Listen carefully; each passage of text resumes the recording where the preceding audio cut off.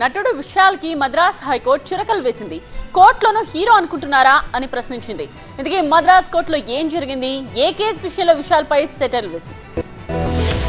కోలీవుడ్ కు చెందిన ప్రముఖ నిర్మాణ సంస్థ లైకా ప్రొడక్షన్స్ కేసు విచారణ సందర్భంగా నటుడు విశాల్ తీరుపై మద్రాస్ హైకోర్టు ఆగ్రహం వ్యక్తం చేసింది. తమ దగ్గర విశాల్ 20 కోట్లు అప్పుగా తీసుకుని చెల్లించడం లేదంటూ 2022లో లైకా ప్రొడక్షన్స్ మద్రాస్ హైకోర్టులో పిటిషన్ వేసింది. 2 ఏళ్లుగా దీనిపై విచారణ కొనసాగుతుండగా నేరుగా హాజరు కావాలని ఆదేశించడంతో విశాల్ మద్రాస్ హైకోర్టుకు వెళ్లారు. క్రమంలోనే లైకా ఒప్పందం గురించి న్యాయమూర్తి ప్రశ్నించగా కేవలం ఒక ఖాళీ కాగితంపై సంతకం చేశానని బదులివ్వడంతో జడ్జి సీరియస్ అయ్యారు. ఒక హీరో అయ్యండి ఖాళీ పేపర్ పై సంతకం ఎలా చేశారంటూ ప్రశ్నించారు. అంతేకాదు వివరణ ఇచ్చే క్రమంలో లాయర్ ను బాస్ అంటూ విశాల్ సంబోధించగా ఇది కోర్టు సమాధానం సరిగా చెప్పాలంటూ వార్నింగ్ ఇచ్చారు జడ్జి. విశాల్ చెప్పేవన్నీ అబద్దాలంటూ కోర్టులో వాదనల్ని వినిపించారు లైకా తరపు న్యాయవాది. ఆ సమయంలోనే డబ్బు తిరిగిచ్చేస్తానంటూ మాటిచ్చారా లేదా అని ప్రశ్నించగా సమాధానం చెప్పేందుకు విశాల్ ఆసక్తి చూపించకపోవడంతో ఇలా ప్రవర్తిస్తే కుదరదని ఏదో ఒక సమాధానం చెప్పాలని మరోసారి ఆదేశించారు మద్రాస్ కోర్టు జడ్జి. దీంతో లైకా దగ్గర డబ్బు అప్పుగా తీసుకున్నట్టు విశాల్ అంగీకరించగా కేసు విచారణ శుక్రవారానికి వాయిదా పడింది. విశాల్ లైకా ప్రొడక్షన్స్ మధ్య డబ్బుల విషయంలో వివాదం తలెత్తగా తొలిసారి వాదనల్లోనే లైకాకు 15 కోట్లు డిపాజిట్ చేయాలని విశాల్ ను మద్రాస్ కోర్టు ఆదేశించింది.